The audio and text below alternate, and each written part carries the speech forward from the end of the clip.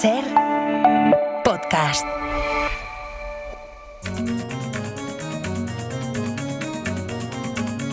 Hoy por Hoy Magazine.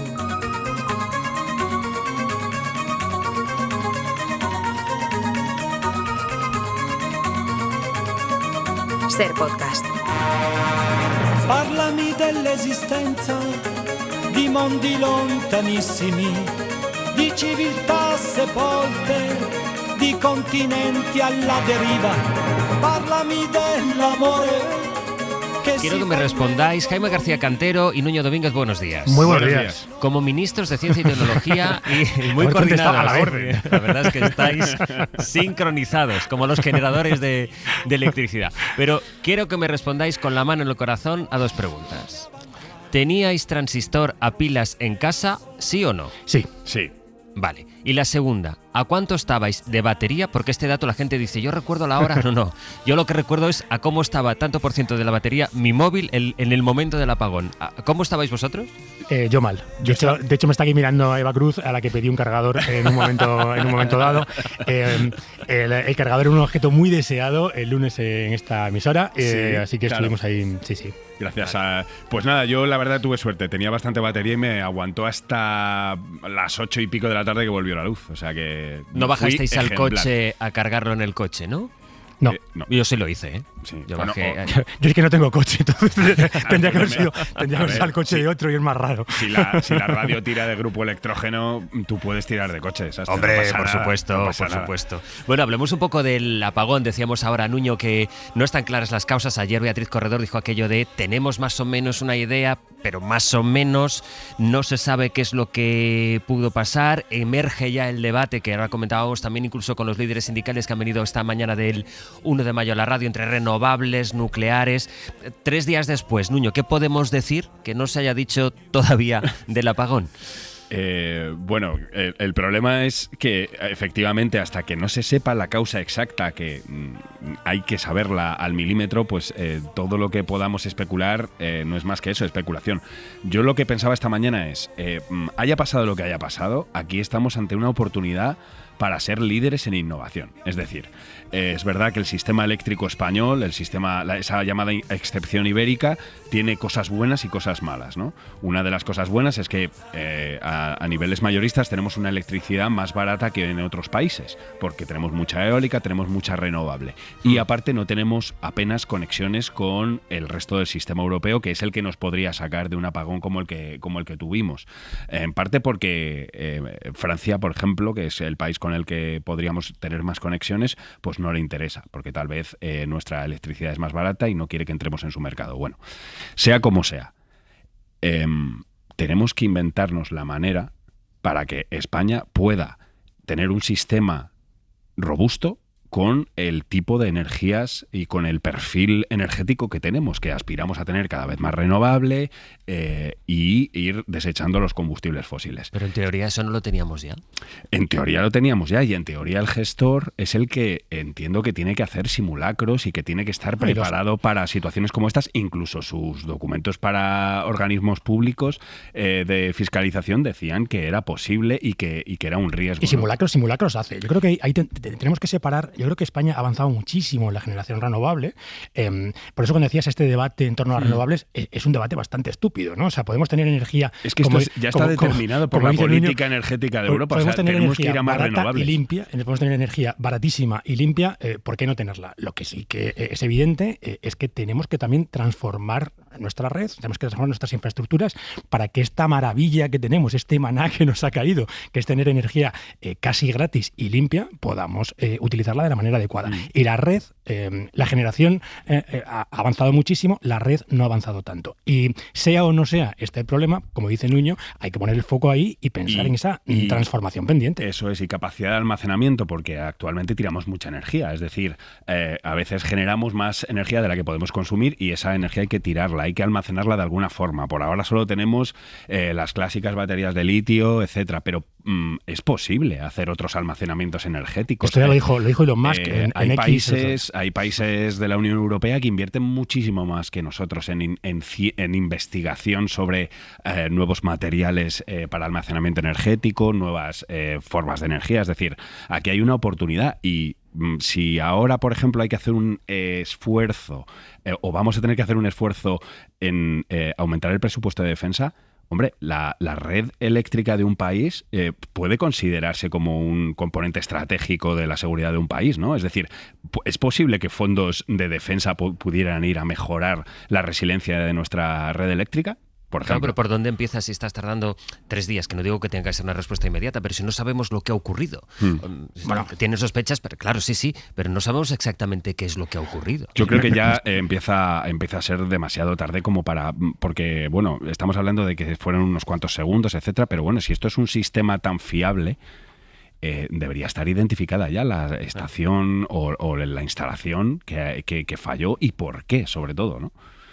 Esto que decías, Jaime, que apuntabas ahora, Elon Musk ya dijo de las baterías. ¿Qué es lo que dijo? ¿Baterías para que se estabilizara la red? Que hacía falta baterías, sí. A ver, es verdad que Tesla, que como sabemos es su empresa, vende baterías. Vaya por Dios. Todo el mundo sabe que el que vende martillos en todas partes ve clavos, pero en esto estamos todos de acuerdo. Aunque hacen falta baterías, estamos todos de acuerdo. De hecho, el Plan Nacional Integrado de Energía y Clima dice que en el año 2030 tenemos que tener 25 gigavatios de potencia instalada y estamos infinitamente lejos de eso. Es decir, aquí todos estamos de acuerdo con Elon. Hacen falta baterías. Lo que pasa es que las baterías son una parte solamente de esta solución que buscamos. Hay una parte de la que estamos hablando menos, ¿no? Que son esos sistemas, que son sistemas software, que es alta tecnología que además está muy desarrollada en España. Tenemos los mejores ingenieros eléctricos del mundo, que es el que hace, vamos a decir, ese enlace entre las baterías y el sistema. Son las que deciden en qué momento, como en esos 5 segundos fatídicos, tienen que entrar las baterías. Estos sistemas, que se llaman PCS, necesitan ser definidos, tener unas reglas muy claras, y en España esas reglas ni siquiera están muy claras. Digo, siendo pioneros en esa tecnología. Es decir, tenemos todos los ingredientes para tener la mejor red del mundo. Porque tenemos energía limpia y barata, porque tenemos ingenieros buenísimos y porque tenemos tecnología disponible. Entonces lo que hay que hacer es poner recursos y ponerse manos a la obra. También hay que decir, como contestación a Musk, que no habría habido instalación de baterías suficiente como para suplir un 60% de toda la electricidad que desapareció en unos segundos, ¿no? Entonces, sí, las baterías son importantísimas. De hecho, otros países con menos... otros países europeos, por ejemplo, Alemania tiene mucho más instalación de baterías. Es algo que va junto, es decir, instalan un molino eólico y ponen baterías al lado para almacenar esa energía. Todos los países del mundo. O sea, Australia acaba de hacer una implantación brutal. Pero una cosa interesante, el 80% de las baterías para estos usos que se venden vienen de China, no de Estados Unidos. O sea, que habrá que comprarle a más, pero no solamente China, porque estos son todos los temas que se abrían el otro día, ¿no? La dependencia de China en todo esto. Es verdad que China es uno de los grandes fabricantes, sobre todo BYD, pero Tesla es un gran fabricante y hay grandes fabricantes también en Corea, fundamentalmente LG y Samsung. Es decir, que la excusa de la dependencia china tampoco sirve, ¿no? O sea, yo creo que hay un montón de proveedores hoy y lo que hay que hacer, es verdad, los otros son más caros, pero es lo de siempre. Esto se ha discutido mucho, ¿no? Podemos tener un sistema infinitamente mejor, pero va a ser infinitamente más caro. Bueno, pues tenemos que decidir ese equilibrio, ¿no? De cuánto queremos gastarnos en esto. Vende baterías y también vende coches eléctricos, o sea que claro, tiene todo el ciclo. Se habló mucho, ya sea Red Eléctrica lo ha descartado, el gobierno mantiene abiertas todas las hipótesis, la opción del sabotaje, Jaime, del ciberataque. Bueno, ya veremos en lo que acaba la investigación cuando lo tengamos sobre la mesa, pero sí es verdad que si se habló al principio, se contemplaba esta posibilidad, es porque se han visto ciberataques con mayor o menor resolución, pero que esto ha sido una realidad. El ciberataque es una hipótesis verosímil. Esto es importante decirlo, ¿no? Es posible que haya sido un ciberataque. Lo que pasa es que es verdad que es cada vez menos probable y que casi ningún experto justifica esto con un ciberataque. Como bien decías, hay un histórico de ataques a sistemas eléctricos. De hecho, es el sueño húmedo de todo hacker, ¿no? Acabar con la luz de algún sitio. Y el famoso ataque de Rusia a Ucrania en las Navidades de 2015 acaba con la luz pero es verdad que de cientos de miles de personas, no de millones de personas. Yo ayer, hablando con expertos, claro, la pregunta es si esto se podría hacer, ¿cómo se haría? ¿No? Y lo que todo el mundo dice es que no es un ataque generalizado al sistema, sino al cerebro del sistema, muy concretamente al CECOEL, ¿no? Al Centro de Control Eléctrico, que depende también de la red eléctrica. Para que nos hagamos una idea, el CECOEL, que es un sitio con una seguridad ultra sofisticada, tiene la mayoría de los sistemas airwiped, es decir, tiene un montón de sistemas que no están conectados a ninguna red externa. Es decir, cualquier intrusión tuvo que ser física, es decir, alguien tuvo que entrar allí a hackear eso. Esto, para que nos entendamos, aparte de que es tremendamente complicado, sería considerado en cualquier entorno un acto de guerra. Un acto de guerra contra España, que es un país miembro de la OTAN. De guerra clásica, además, ¿no? Guerra clásica. O sea, es un acto de guerra clásica. Es decir, ¿quién se mete en este tinglao? Parece bastante cuestionable. Es decir, ¿se puede hacer un ciberataque? Sí. ¿La lógica ahora parece indicar eso? Pues desde luego, ahora mismo no. Y refuerza esa asociación que ahora establecía Nuño. Si se aumenta o ya hay un debate para aumentar el gasto en defensa, ¿en qué medida el mantenimiento de la infraestructura energética de un país no puede considerarse también un gasto, desde, no sé si militar, pero desde luego de defensa? Las infraestructuras críticas están en el Plan Nacional de Seguridad y cuentan como inversión en seguridad, las infraestructuras críticas. Hoy por Hoy Magazine. Ser Podcast. You can't sleep during the day when your worries they keep you awake.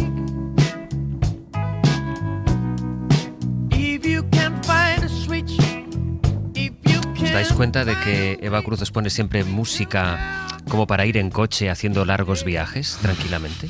No sé si es un mensaje que nos quiere mandar. En coches limpios, eso sí, en coches Eléctricos limpios. siempre. Bueno, reunión semanal del Ministerio con Jaime, con Nuño, hablando del colapso de la red, sobre las ventajas, los riesgos de la energía nuclear, de las renovables, y coincide esta crisis con un anuncio importante que tiene que ver con la fusión nuclear, que no hay que confundir con la fisión, que es algo en lo que muchas veces hemos incidido aquí, Nuño. Si tuviéramos que imaginar un futuro soñado en el que tuviéramos una fuente de energía limpia, inagotable, muchas veces lo hemos contado, que pensaríamos en la fusión.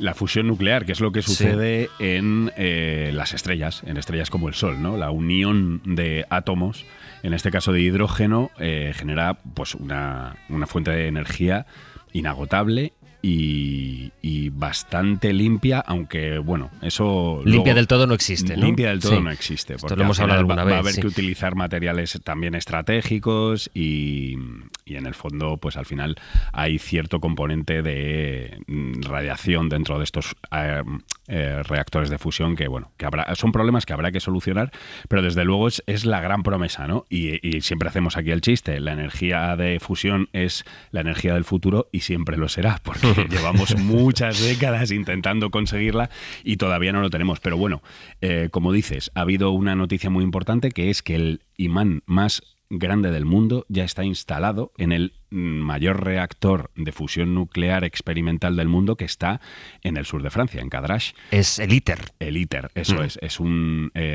proyecto de investigación en el que además participan la Unión Europea, Estados Unidos, Rusia, China. Es decir, es como una de las pocas cosas que se ha mantenido después de la guerra de Ucrania, después de todos los problemas geopolíticos que hay. Tremendo esto, es decir, Estados Unidos, Rusia, Europa y China están juntos en algo. ¿Qué es esto? Eso es, bueno, pues esto es, claro, es que es una energía que no es la del futuro próximo, pero sí es la del futuro a medio plazo, ¿no?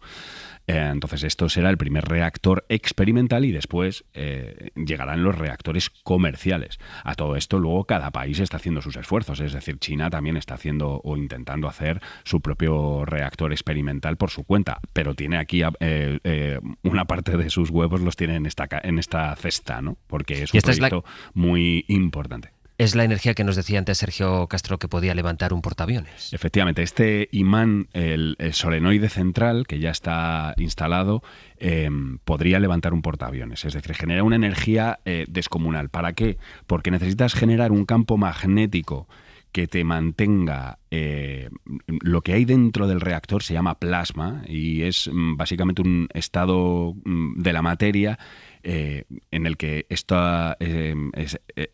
el plasma está a 100 millones de grados. Cuando alcanza esos 100 millones de grados, lo que sucede es la fusión de átomos de isótopos del hidrógeno, salen despedidos neutrones, esos neutrones chocan contra las paredes del reactor y ese calor brutal que se genera se transforma en electricidad. Esa es un poco la visión de la fusión. Entonces, el gran truco, por así decirlo, el gran logro es que tú metes, multiplicas por 10 la energía que metes en ese reactor.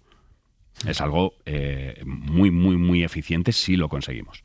Así que esto es un paso clave y este reactor experimental, si todo va bien, que no siempre se cumplen los plazos, como ha demostrado este proyecto, pero esto empezaría a funcionar más o menos en 2033, a hacer ya pruebas y a producir energía. ¿Y esto no es peligroso? Bueno, esto es peligroso. Lo que hay que solucionar, y en esto España tiene un papel fundamental, es en cómo manejar después los materiales que tú pones en las paredes del reactor para que, porque hasta cierto punto son radiactivos, entonces hay que diseñar, hay que decidir qué materiales va a haber ahí, y es una instalación en España, en Granada, se va a encargar de esta parte de la investigación, y también habrá que ver cómo almacenamos después todas esas placas de metal que se ponen en el reactor de fusión para controlar que no afecte la radiactividad que puedan contener. Pues que no sea peligrosa. Y dices que está en Francia, el ITER. Está en Cadarache, en el sur de Francia, sí, y es una instalación bastante alucinante y que ya empieza a tener forma, porque durante mucho tiempo fue un solar y ahora ya tiene el reactor en sí, se llama tokamak y es como un donut enorme, hueco, que es donde se inyecta ese plasma, y visualmente es bastante alucinante. Todo es de película, ¿eh? Es muy de película. Además, los nombres son muy de película. Sí, tokamak, ITER, sí. El solenoide, en fin. Bueno, también estos días, Jaime, primer lanzamiento de satélites de Kuiper, hablando de nombres de películas, la red de Jeff Bezos para competir con Starlink de Musk para ofrecer internet a zonas que no tiene. Estamos hablando de 27 satélites. ¿Cuántos tiene Starlink? Pues Starlink tiene ahora mismo funcionando 6.000, pero... Que claro, 27 contra 6.000. Claro, pero ya ha mandado más de 8.000, ha mirado ya el señor Elon Musk. Lo que pasa es que es verdad que estos satélites tienen una vida útil de unos 5 años. Esto, perdóname, ¿tú puedes mandar los satélites que quieras al espacio? Es decir, ¿quién ha autorizado a Elon Musk a enviar 8.000 satélites al espacio? Pues ese es uno de los problemas. Es verdad que no los ha mandado ahora, lleva años mandando satélites, no ha mandado 8.000 de golpe. O sea, son muchos años los que lleva. 8.000 de los que siguen 6.000 en órbita, y esto es uno de los problemas que empezamos a tener, porque si haces la cuenta, ¿no?, de los años útiles que tienen y la cantidad que hay, veas que te sale como que cada mes hay 100 que van a volver a entrar en la atmósfera terrestre. Están entrando ya. Sí. De hecho, parecen estrellas fugaces a veces, y no son estrellas fugaces, son satélites. Es Elon Musk. No es un avión, no es un pájaro, es Elon Musk. Pues esto va por ahí. Entonces, la diferencia es todavía muchísima, pero bueno, esto es un proceso. Es importante recalcar que a veces no lo contamos lo suficiente, que para Elon Musk, Starlink y su tropa de satélites es un negocio ingente. Es lo que está salvando SpaceX. Hoy más de la mitad del negocio de SpaceX viene de este negocio que era colateral, ¿no? Él, ya que tenía cohetes, pues pensó que ya que iba con los cohetes, que ponía satélites, y hoy se ha convertido en un negocio enorme, y como hemos contado aquí también, en un factor de influencia política absolutamente brutal, porque todo el mundo sabe que la guerra de Ucrania hoy se juega en Starlink, ¿no? Y que si el señor Elon Musk decide apagarle los satélites a las tropas ucranianas, pues hay poquísimo, o si no nada que hacer en esa guerra. Así que ahora un nuevo competidor, que es Jeff Bezos, que sabemos que quiere competir con todo con el señor Elon Musk. Llevan años empeñados en ver quién tiene el cohete más grande, y ahora también, pues ya no solamente quién se tiene el cohete más grande, sino quién tiene más satélites. De momento, muchísimos más Elon Musk. Y esto queda entre una guerra entre estos dos señores, que además señalas bien esta cosa de a ver quién la tiene más grande, ¿no? Entre dos señores como Bezos y Elon Musk, es decir, desde el punto de vista público u otras empresas, no se puede contrarrestar de ninguna manera. Bueno, Europa tiene un plan para competir. Como le pasa siempre a Europa, no somos mejores haciendo planes. Hacemos unos planes estupendos. Que llevándolos a cabo. Y ahora mismo hay 3 versiones diferentes, o 3 proyectos que tienen que ver con esto, ¿no? Por un lado están las comunicaciones entre gobiernos de la Unión Europea, que tienen un proyecto muy ambicioso para hacer la vía satélite. Esto está funcionando ya, pero esto está muy bien para comunicarse entre gobiernos y para cosas muy básicas. Desde luego no vale para el campo de batalla, no compite ahí. Ahí tendría que ser uno de los 2 proyectos abiertos hoy. Uno lo lidera Eutelsat, que se quedó con una red británica que se llama OneWeb, y tienen una flota bastante importante de satélites. El problema que tienen es que están más altos que los de Starlink y entonces ahí la latencia, es decir, el tiempo que tardas en comunicar con ellos es mayor. Entonces no valen para todo. El siguiente, el tercero, el último y posiblemente el que más se aproxime a la visión que tiene tanto Elon Musk como Jeff Bezos es Iris 2, que también hemos contado aquí, que es un proyecto con una dotación importante, pero estamos viendo todavía que lo que hay planificado son decenas de satélites. Estamos hablando de que para tener una red lo suficientemente mallada hacen falta miles de satélites. Es decir, cuando Europa quiera alcanzar a estos gigantes solamente el número de satélites, que no es lo único, pues posiblemente estemos demasiado lejos ya de ellos. Déjame preguntarte hoy, Jaime, que es 1 de mayo, por las condiciones laborales, es decir, ¿cuánto trabajo han creado las tecnológicas, pero también cuánto trabajo han destruido? Y más allá, no solo en los términos de a cuánta gente emplean, a cuánta gente han echado a la calle, porque hubo un momento de boom y luego un momento de boom de despidos, pero también las condiciones y la calidad de ese empleo que se crea en torno y dentro de las grandes tecnológicas. Espérate, yo creo que es muy relevante esta segunda parte de la pregunta que decías, ¿no? Cuando pensamos en tecnología y empleo, siempre pensamos en esas tecnologías productivas, que se han llamado así, ¿no? Porque quitan el trabajo a otro, pero a veces obviamos esas tecnologías extractivas, que son justamente esta segunda parte que decías tú. Estas que no crean valor, pero sí que son utilizadas como herramientas de control, como herramientas, vamos a decir, de precarización del empleo. Ayer había un enorme debate con el tema de los VTCs y sus subidas de precio el día del apagón, pero hablamos poco de cómo la tecnología que utilizan las VTCs, estos algoritmos convertidos en jefes con poca conciencia, controlan la vida de estos conductores. Igual que pasa en ese modelo pseudotecnológico, está pasando en otros muchísimos entornos, ¿no? Cómo la tecnología se ha convertido en una herramienta de control laboral, de precarización y desde luego, un día como hoy, creo que es importante reivindicar a las personas frente a ese poder algorítmico. Aquí el gobierno, concretamente el Ministerio de Trabajo, ha tratado de regular aquí, pero desde luego no es fácil y la precarización a la que lleva la tecnología a veces es bastante aterradora. Así que yo creo que hoy es un buen día para reivindicar esto. Cuando la gente dice, me ha puesto un algoritmo de jefe, no, tu jefe sigue siendo el mismo, pero te ha puesto un algoritmo para que te controlen. Exacto, es distinto eso. Hay una noticia médica, Nuño, que sí que quiero que nos expliques bien. El Ozempic, ese medicamento del que hablamos tanto, tan de moda, porque saben que está pensado, diseñado para tratar la diabetes, pero que se usa también para adelgazar. Bueno, pues ahora no solo sirve para adelgazar, sino que se ha demostrado que sirve también para tratar el hígado graso, que es algo que afecta nada menos que a 1 de cada 3 adultos. Así es, a mí me inquieta mucho porque además es una dolencia que no es fácil de detectar con análisis de sangre, etcétera. Normalmente necesitas una ecografía para darte cuenta que tienes el hígado graso y esto además es la puerta de entrada a otras enfermedades como la diabetes, ictus, otros problemas de salud. Bueno, pues lo que ha descubierto un ensayo con 800 pacientes, fase 3, o sea, esta es la última fase de prueba de un fármaco antes de aprobarlo para este uso, es que reduce significativamente el hígado graso, es decir, la acumulación de grasa en el hígado por cuestiones metabólicas y también cicatrices en el hígado que pueden dar lugar a otros problemas hepáticos, ¿no? Entonces, ya no solo Ozempic es bueno para la diabetes o funciona contra la diabetes, también permite pérdidas de peso significativas, pero es que además sirve o puede servir como tratamiento para el hígado graso contra el que no tenemos actualmente ningún tratamiento. Y una derivada también importante de esto es que muchos trasplantes de hígado se frustran porque el donante tenía el hígado graso, con lo cual esto ya no solo es afecta a las personas que sufran esta enfermedad, sino también para la donación de órganos. Como el bálsamo de Fierabras, el Ozempic, que creado por una cosa, pero parece que vaya a curar todas las cosas. Claro, a ver luego los sistemas sanitarios cómo hacen para pagar todo el Ozempic que posiblemente...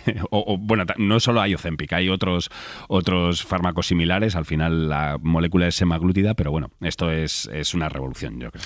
Y quiero preguntarte, Nuño, también por algo que conocimos ayer, cómo se han encontrado, la cantidad de microplásticos que se han encontrado en el corazón más profundo del océano, en el fondo del mar, en la fosa de las Marianas. Marianas. Sí, han encontrado además una cantidad de plásticos que es sorprendentemente, por ejemplo, hay más concentración de pequeñas partículas de plástico en las partes más altas, por así decirlo, de la fosa de las Marianas que en otras partes del mar que son más superficiales. Pero estamos hablando de lo más recóndito que hay en el mar. De lo más recóndito, lo más remoto, y está plagado de plásticos. Pero bueno, hay que decirlo, en nuestros cerebros, en nuestras vías circulares, en nuestras venas, en nuestra sangre, hay microplásticos. Entonces lo normal es que también el océano esté plagado de microplásticos. Este estudio lo que hace es demostrarlo. Sigue habiendo más concentración cerca de las plataformas continentales, que es un poco la fuente de contaminación plástica en el mundo, pero básicamente todo el océano está contaminado por fragmentos de plástico muy pequeños, y son tan pequeños que ya no responden a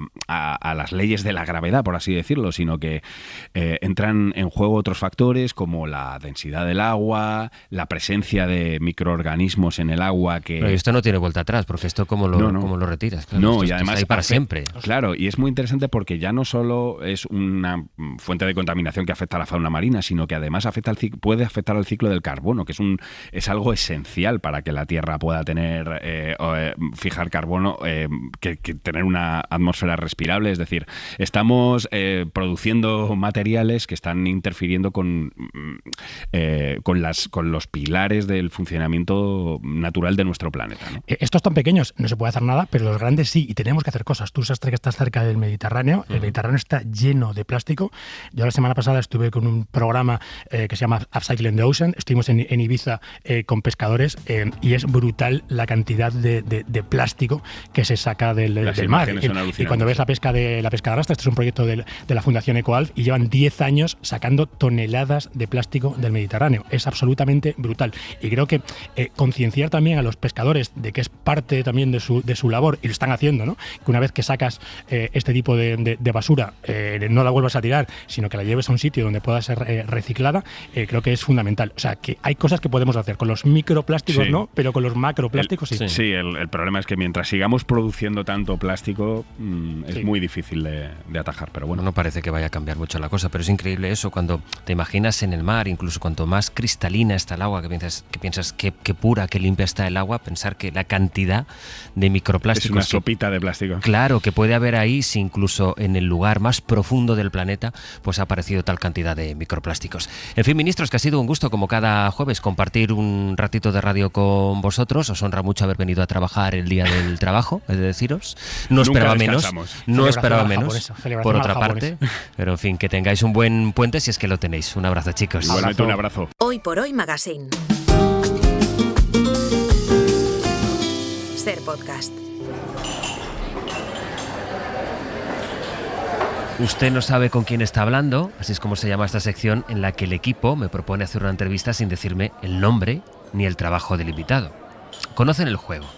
El encuentro real, pero imaginado fuera del estudio, ocurre en un lugar elegido por el entrevistado. Hoy la cita es en este café, el Café del Teatro Pavón en Madrid, un edificio art déco, muy chulo la verdad. Fue un capricho arquitectónico levantado entre las corralas de Lavapiés. Al fondo del café, sentado en una mesa, veo que hay alguien que me está haciendo un gesto con la mano. Voy a acercarme a saludar. ¿Hola? Hola, ¿qué tal? Veo que has acampado como en casa. ¿Este rincón lleva tu nombre? Bueno, no lleva mi nombre, pero sí que es un poco casa. Supongo que no le pueden poner nombre a los rincones porque es un sitio para todo el mundo, pero yo, si pudiese, me lo haría mío. Vamos. ¿Eres arquitecto? ¿Eres actor? No soy arquitecto ni actor, pero tengo similitudes con sus profesiones. Subo al escenario mucho también. ¿Subes al escenario? Sí, y también por la parte del arquitecto, pues sí que intento construir cosas, pero más con el sonido que con, o sea, tú, con por materiales. Ejemplo, con este ruido ambiente que tenemos aquí en el café, ¿tú podrías edificar una canción sobre este ruido de fondo? Ostras, sí, seguro, claro. O sea, La diferencia entre ruido y música solo es a veces el contexto, ¿no? O el sitio donde lo presentas. Yo ahora estoy pensando en esta canción de Marvin Gaye conocidísima, que hay una juerga de fondo todo el rato, que claramente está grabada en un bar o montaron un bar dentro del estudio y ayuda mucho a la canción, así que sí, es un elemento para eso. Perdona que no te he preguntado, ¿cómo te llamas? Me llamo Ricky Faulkner. Ricky Faulkner. Soy productor de música. Eres productor de música, ya decía yo. Y entonces, ¿por tu cabeza qué pasa cuando escuchas por primera vez una maqueta para producir? Bueno, al principio pues hay un poco de oscuridad, no se sabe muy bien, incertidumbre más bien. Y claro, pues como todo en la vida, hay veces que escuchas una maqueta y salta toda la idea a volar, ¿no? Es como la canción pide cosas o la grabación ya te está diciendo todo. Otras veces te aborda el síndrome del impostor y dices, yo aquí no puedo hacer nada, esto ya es perfecto, no tiene sentido que toque nada, pero al final solo se hace trabajando el caminito y buscando y sabiendo decir que no y arrepintiéndose y creando. Porque el productor musical, ¿qué hace? El productor musical, esto es una pregunta que te han hecho muchas veces. Me han hecho muchas veces y siempre voy a parar al mismo paralelismo porque me parece que se entiende mejor, pero digamos que sería algo parecido a lo que hace un director de cine en una película o a lo que hace un director de teatro en una obra de teatro. Es decir, bajo la responsabilidad del productor está que el actor, o sea, del director en el caso del cine, que el actor haga su papel como lo tiene que hacer, saberle dar las indicaciones, conocer el lenguaje del director de fotografía para poder comunicarle sus ideas, o con el señor que hace el atrecho, lo que sea, ¿no? Con el productor es un poco lo mismo. Es la persona responsable de un disco y por lo tanto tiene que hablar el lenguaje del artista y también psicológicamente saber cómo tratar ese tipo de situaciones, porque es muy expuesto a grabar un disco. Para un artista normalmente se siente muy vulnerable o es un sitio que necesita un poco de confort, pero a la vez tiene una parte muy técnica, hay que entenderse con el ingeniero para saber cómo definir el sonido y también con los arreglos y la música, que es lo primero, claro. ¿Tú le dices a un cantante que cante de una o de otra manera en según qué partes de la canción? Claro. Y luego también, cuando te llega una maqueta, ya no solo de la voz, sino que tú le pones más graves, más percusión, menos percusión. Ese es tu trabajo, desde la parte artística, digamos, humana desde el punto de vista del cantante, a la técnica de que ponemos, qué efecto tecnológico ponemos para que suene distinto. Bueno, eso yo digamos que estoy a medio camino. Para poner un efecto y para poner el mejor efecto posible está el ingeniero, que muchas veces comparten, o sea, muchas veces un productor es un ingeniero también, pero en mi caso yo soy un poco más de la vieja escuela y prefiero currar siempre con ingenieros. Entonces prefiero decirle, me gustaría que aquí hubiese un efecto parecido a esto, confiando en que esa persona sabrá mejor que yo qué efecto es. y yo me ocupo más de decirle al guitarrista qué arpegio puede hacer o qué no, o al cantante si hay que hacer una toma más o no, o si el batería es el correcto o hay que cambiarlo porque el estilo no funciona, o si la estructura de la canción es correcta o hay que cambiarla, ese tipo de cosas. ¿Cómo llega uno a ser productor? Pues trabajando solo, porque no bueno, ahora supongo que ahora ya se debe estudiar. Cuando yo empezaba no se estudiaba. Pero tú eres productor vocacional, es decir, te gustaba siempre dedicar a esta parte concreta de la música, porque normalmente la gente dice, yo quiero cantar, yo quiero tocar, pero producir, yo nunca me he encontrado a nadie que me dijera, yo quiero producir música. Yo soy una persona muy tímida y nunca quise cantar, ni quise... O sea, siempre quise, pero nunca pensé que pasaría, aunque al final acabó pasando. Pero donde sí me sentí muy, muy feliz de entrada, cuando empecé de cero, era en el estudio, y ahí crecí con un amigo que montó un estudio muy, muy pequeñito en el Masnou, y ahí aprendimos a día, o sea, aprendimos sobre la marcha, y productor, bueno, yo lo he aprendido así, haciendo el caminito, ¿no? Pero escuchando tenía otros más grupos, facilidad, claro, bueno, hay que escuchar mucha música, pero eso entiendo que cualquier persona que se dedica a la música le pasa, pero yo de jovencito ya me preocupaba más por lo que tocaban los otros que por tocar yo bien un instrumento, digamos. A mí siempre me ha apasionado y me senté en la silla de productor solo empezar, y ya empecé a dar órdenes. Lo que pasa es que se aprende muchísimo por el camino, se conoce a mucha gente y entonces vas conformando una profesión poco a poco, lo que tú crees que podría ser una profesión. ¿A quién has producido? Pues he producido a mucha gente, la verdad, ahora mismo ya. Yo el primer grupo que produje en mi vida fue Love of Lesbian, Wow. porque pero eran unos enanos y cantaban en inglés y no los conocía nadie, pero ellos ya por el entorno ya sabían que yo me gustaba ese papel y alguien se lo recomendó y desde entonces ya he pasado toda la vida con ellos y por el camino pues he producido a muchos grupos de esa onda, tipo Lori Meyers, Sidonie o artistas como Luz Casal o yo que sé, o Quique González o Berry Charrac, cosas muy, muy dispares pero muy buenas. ¿Cómo haces para que la gente te haga caso? Es decir, ¿cómo vas y te pones junto a Luz Casal y le dices, bueno, yo aquí igual le pondría un arpegio distinto? Bueno, es que fíjate que los artistas que llevan más trayectoria y que han grabado muchos discos son los que tienen más claro que nadie la figura del productor. Entonces es mucho más fácil decir las cosas. A veces es con el artista que acaba de empezar y su hijo está a punto de nacer su obra. Porque quiere que sea muy como él la ha imaginado, ¿no? Claro, y tiene tendencia a pensar que cualquier cosa que se toque le va a afectar y va a perder su esencia, ¿no? Pero en cambio una persona como Luz Casal entiende el papel del productor perfectamente y ella se abre totalmente a que dirija un productor su grabación. Claro. ¿No te da miedo que a veces al tocar o al modificar un proyecto para enriquecerlo, en el sentido que sea, lo puedas estropear? Sí, claro, ese es el mayor miedo, total. Mucho, mucho. De hecho, ahora he hecho un disco que me ha pasado mucho esto. Es un disco con Rubén Pozo, que es un artista madrileño que era miembro de Pereza y sus maquetas tenían tanta alma y tanta vida y algo tan chulo que mi preocupación mayor era volver a grabar eso y por el camino perder la magia. Y bueno, se trata de...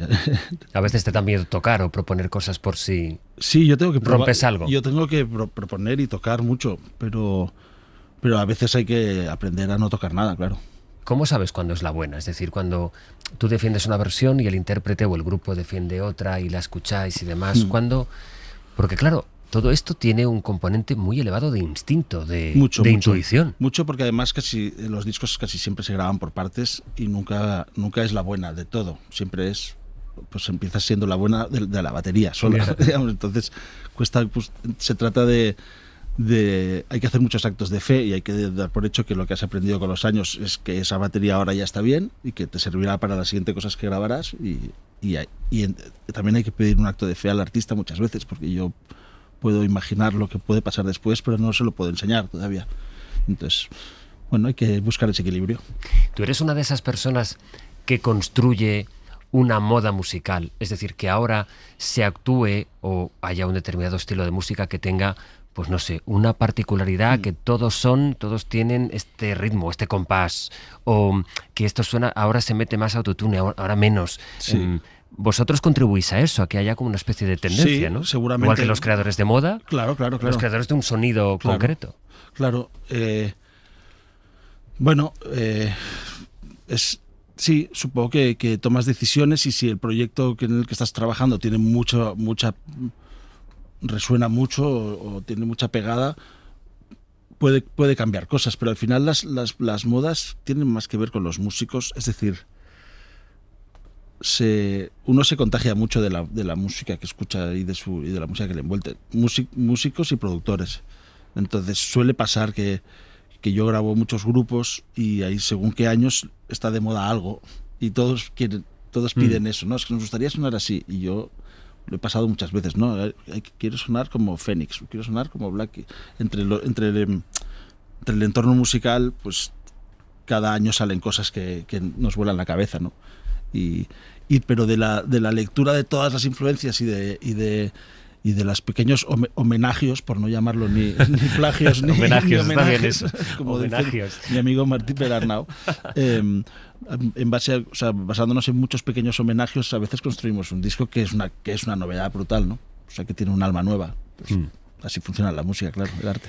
¿Ahora qué se lleva? ¿Ahora cómo quiere sonar la gente? No tengo ni idea de eso. Eso, afortunadamente, como no tengo que vender los discos yo solo tengo que grabarlos, no tengo ni idea, no lo sé. ¿Tú tocas? Yo toco mucho, sí, toco con grupos y giro, mientras tanto. ¿Tienes tu propio grupo? O cómo, Tengo cómo mi va? propio grupo, que es Egon Soda, que es mi grupo del colegio y que llevamos no sé cuántos tropecientos discos y toda la vida. Y es un grupo pequeñito pero constante. Y luego toco con Love of Lesbian, ahora de bajista desde hace muchos años, y con Iván Ferreiro también. Y con Stan Steel, que es otro grupo que teníamos antes, que nos separamos 10 años y que ahora hemos vuelto a tocar un poquito. ¿Tú recibirías bien el trabajo de un productor? Sí, muy bien. ¿Has discutido? Me encantaría que me pasase alguna vez en la vida, que no me ha pasado nunca, creo. ¿Siempre te has producido tú? Claro, yo los grupos en los que toco los he producido yo. Ya. Y ya está, y el resto los he producido yo. Pero nunca ¿Tú he te ves tocado en teniendo un un grupo productor? que hayamos llamado un productor. Me encantaría, o sea, me haría muchísima ilusión y sería muy buen producido. Ah, ¿seguro? Seguro. Eso dicen todos, ¿eh? No, seguro. O sea, tendría que hacer un ejercicio un poco de tal, A ver, igual tiene razón, ¿no? Esta persona que pero me me está hablando. encantaría, porque además podría poner a prueba eso que defiendo siempre, que si tú has llamado a un productor es porque tienes que confiar en él, ¿no? Entonces me dejaría llevar muchísimo, sí. Cuando te llega algo que es distinto o que tú... Antes hablábamos, ¿no?, del componente de intuición que seguro que tiene que tener tu trabajo. ¿Tú sabes cuando tienes un éxito entre las manos? Y ahora me dirás, ¿y un éxito qué no es? especialmente. No, yo sí que sé cuando tengo una canción que es especial o que puede hacer mucho bien o que puede ser una canción. Lo que no puedo saber es si va a ser un éxito o no. Y además soy malo para eso, específicamente para... Además es flagrante en mi caso porque yo me he propuesto quitar temas de discos que han sido luego hits brutales de los discos. Me ha pasado muchas veces. Pero eso ocurre siempre un poco, ¿no? Bueno, es que lo que demuestra claramente es que yo el alma del éxito no la sé ver. Yo lo que sé es hacer una canción muy bonita. Luego ya, si y luego es un ya éxito la vida o no, de esa canción ya no depende de mí. Claro, pero me ha pasado veces de no confiar en una canción y luchar por quitarla y que luego sea el hit mundial de un grupo, ¿no? Entonces prefiero no meterme mucho en la elección de canciones. ¿Eso por qué pasa? ¿Por qué nos gustan las canciones que nos gustan? ¿O por qué una canción es pegadiza? ¿O por No qué lo se sé, nos queda en la porque cabeza? muchas veces es la más improbable, ¿eh? Y la que tiene alma de hit, que el grupo o la discográfica, antes, durante el proceso de maquetas, todo ya se habla de ella como si fuese a ser un gran hit. Muchas veces eso no acaba bien. O sea, tener muchas expectativas en las canciones... Hombre, a veces te lo puedes proponer y con empuje lo haces, ¿no? Pero muchas veces el hit es una canción inesperada, que se ha erigido como hit sola, digamos. Se siguen grabando y enviando maquetas, se sigue haciendo, Sí. probando música Sí, a la manera haciendo, sí. convencional, digamos, a pesar de todos los avances. Sí, y hoy en día es más agradecido porque la mayoría de artistas pueden grabar en su casa y lo suelen hacer muy bien, lo cual pone peor nuestro papel porque ya te enfrentas a unas maquetas que ya Son muy profesionales. Ya dirías, yo es que ya no sé qué puedo hacer aquí, pero bueno. Pero sí se hace, claro. Y se selecciona. En la grabación del disco, tú eres la persona que en las películas se ve siempre detrás del técnico, del realizador, y les dice, bueno, yo repetiría... Soy esa persona, sí. Pero los discos ya no se graban como antes, ¿no? Primero se graba la voz o depende. No te creas. Bueno, pero es que eso se hace así desde los Beatles. O sea, quiero decir que grabar a veces también se hace, pero es la figura del productor es esa, la que se le ha visto habitualmente estirado en un sofá y dando órdenes, ¿no? ¿A ti te gustaría que la figura del productor, la gente que escuchamos música, la tuviéramos más en la cabeza? Es decir, que así como en el cine, por ejemplo, se habla mucho de esta película, se nota que está dirigida por tal director. Sí, claro, me encantaría que el papel del productor se viese más claro y se valorase más, pero es un papel que nació para estar en las sombras siempre, ¿no? Y así ha sido. Los productores han cambiado la música toda la vida y todo el mundo sabe lo fundamental que fue George Martin para los Beatles, pero en el fondo nadie piensa en George Martin ni en sus decisiones. Solo escuchas la canción, que es lo que debe ser, ¿no? La música y ya está. No hay que... Entonces tiene que ser tiene que estar un poco en las sombras por necesidad ese papel. ¿Y a este Café del Teatro Pavón vienes mucho? Vengo mucho, sí. Es un sitio que llevan unos amigos desde hace unos buenos años. Ya venía antes de la reforma, pero luego se lo quedó esta gente, estos amigos, y la verdad que es un sitio muy especial. El bar es único, el edificio es único y y ahora que están celebrando 100 años, pues me parecía un buen sitio donde empezar nuestra entrevista. Te voy a poner una canción, pero como es de un grupo del que creo que no vas a tener queja, no vas a escucharla ahí con el... Que ya no sé si escuchas la música, entiendo que sí, con este defecto profesional de, sí, pero esta deformación, la ¿no? disfruto igual. Yo ahí hubiera puesto un bajo, pero ¿cómo no lo han visto? Algo así. Ricky Farrell, ha sido un placer compartir contigo Igualmente, este muchas ratito. gracias. Un abrazo.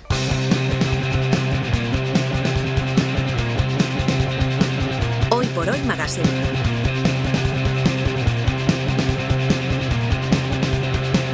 Ser Podcast.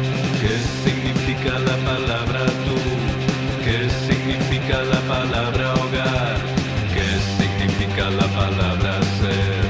¿Qué significa la Saben que los jueves tenemos clase semanal de lengua con la catedrática de la Universidad de Sevilla, Lola Pons, que hoy quiere hablarnos del asunto de esta semana, el apagón del lunes, y lo va a hacer desde el ámbito lingüístico o bajo una luz lingüística, si me permiten ese juego de palabras. Hola Lola, buenos días. Buenos días, José Luis. El apagón desde la lengua, ¿en qué sentido lo podemos observar? Yo creo que en las palabras para referirnos a todo esto podemos ver que es un vocabulario del día a día donde hay una parte donde se han integrado, digamos, tecnicismos, o sea, léxico muy específico, terminología técnica de la electricidad. Así que si te parece, José Luis, podemos ver cómo esas palabras están en nuestro día a día y desde cuándo, porque claro, la electricidad es un invento muy reciente. Sí, pues empecemos, si te parece, por la frase de este lunes, que es ese: se ha ido la luz. Bueno, se ha ido la luz y yo te voy a contar una batallita personal, porque tuve hace años un profesor de inglés británico residente en Sevilla que estaba buscando un piso en la ciudad, hace 1000 años de eso, y el casero que alquilaba el piso le decía, bueno, en el precio no está la luz se paga aparte. Y él decía, bueno, ¿y me van a pagar por la luz de Sevilla, por este cielo azul? ¿Qué tenemos ahí? Es que la luz es nuestra forma genérica, poco especializada de referirnos a la corriente eléctrica, porque decimos el recibo de la luz como decimos el recibo del agua. Y dirán los oyentes, ay, pues eso es muy normal, la luz por la electricidad. Es normal, pero responde a un procedimiento que es muy creativo en la lengua, que se llama metonimia, por el que denominas una causa por su efecto. El efecto es la luz y la causa es la electricidad. Entonces, designar la causa por el efecto o viceversa es una metonimia. Y luego en esta frase hay otra cosa, que es se ha ido la luz, ¿no? Pero la pregunta, ¿dónde se ha ido? En vez de decir la luz ha fallado, la luz se ha estropeado, decimos que se ha ido a algún sitio la luz. Es verdad, porque aquí la electricidad se introduce en una estructura, en ese uso del verbo irse, que ya existía, que es el verbo irse para designar desaparecer, consumirse, perderse. Por ejemplo, cuando digo, esta idea se ha ido de mi cabeza, el propio uso de irse como morirse, ¿no? Este enfermo se nos está yendo, que dicen los médicos, o incluso irse dicho de un líquido, en el sentido de salirse del recipiente en que está. Por ejemplo, ponemos la leche a hervir, pero nos despistamos y decimos, la leche se ha ido, quiere decir que se sale del recipiente y se nos quema. Entonces ya estaba esta estructura y la electricidad, la luz, entra ahí con la idea de que existe, claro que existe la electricidad, pero se ha ido de casa, está en otro lugar. También la idea de avería, porque podemos decir, el termo se me ha ido, el frigorífico se me ha ido, y quiere decir que nada, que hay que cambiarlo, que está averiado. La frase que más dijimos en esos primeros momentos fue, la luz se ha ido, y luego decíamos, y ha sido en toda España.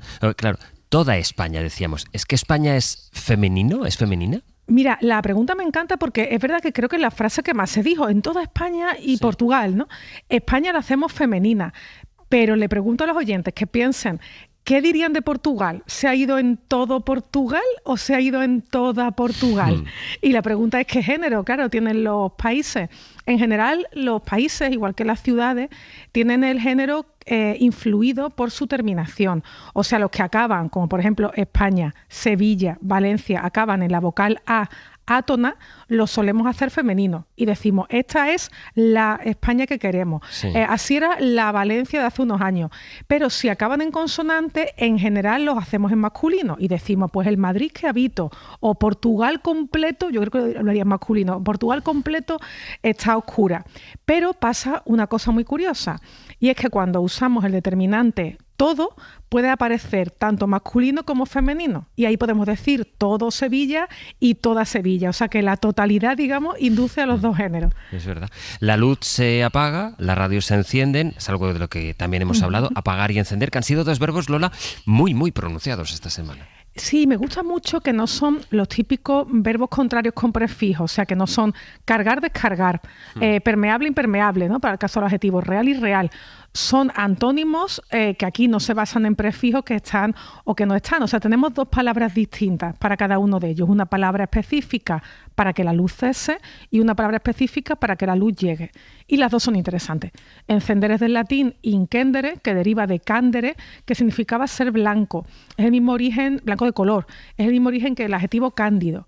Y apagar, por su parte, deriva de la palabra pax, del sustantivo pax, que es paz en latín, porque hacer las paces, acabar la pelea, era extinguir el fuego, apagar las hogueras. Es precioso, porque aquí observamos cómo el léxico del fuego, de la chimenea, del hogar donde se cocinaba, se traslada a la electricidad y a la energía.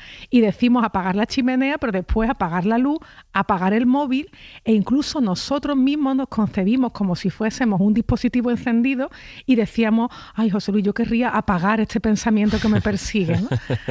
Como si hubiera un interruptor ahí que nos permitiera eso es, en nuestro cerebro. Y luego, hablando de cómo de introducido está el léxico que tiene que ver con la electricidad o con la luz, como decíamos antes. Términos eléctricos para explicar cosas muy humanas. Por ejemplo, decir que alguien fue un pararrayos para evitar un conflicto. Eso es lo mismo, porque fíjate que un pararrayos es un artificio que preserva un edificio de los efectos de la electricidad en las nubes. Y esto es un invento que cuando empieza a popularizarse en Europa a partir del siglo XVIII se llama de muchas maneras. Se llamó conductor del rayo, guardarrayo o antirrayo, o incluso un nombre un poco pedante, demasiado especializado para mí, que era barras conductrices. Pero ya a inicios del siglo XIX entra esto de pararrayos, entra los diccionarios incluso, y claro, como dicen, la usamos con ese sentido figurado, ¿no? De alguien hizo de pararrayos y evitó un problema, porque esa es otra propiedad inherente a los idiomas. Todo nombre de objeto puede ser usado figuradamente con un sentido, digamos, metafórico o proyectado. Es precioso. Y hemos hablado de apagón. ¿Se podría decir, ahora que hablábamos del género, apagona? Sorpresa, sí, se puede decir apagona, pero apagona es un adjetivo, o sea, ser apagón o ser apagona es lo mismo que ser apagadizo, es decir, que se apaga pronto. Por ejemplo, un cigarro apagón se nos va a apagar pronto, una hoguera apagona pues está ya muriendo, dejará pronto de estar encendida. Es verdad que esto se dice más en Cuba que en España, pero vamos, que podríamos decir, España estaba apagona antes de las 12:30 del lunes. Antes del apagón, claro, sí. Eso es. Oye, y lo de decir blackout en lugar de apagón, supongo que esto no te va a gustar mucho, ¿no? Esto supones bien, estos días de fiesta vengo yo aquí a trabajar y me voy a poner de mal humor porque, vamos a ver, lo de blackout, este anglicismo es verdad que no se ha usado mucho, pero bueno, alguien lo ha usado en estos días.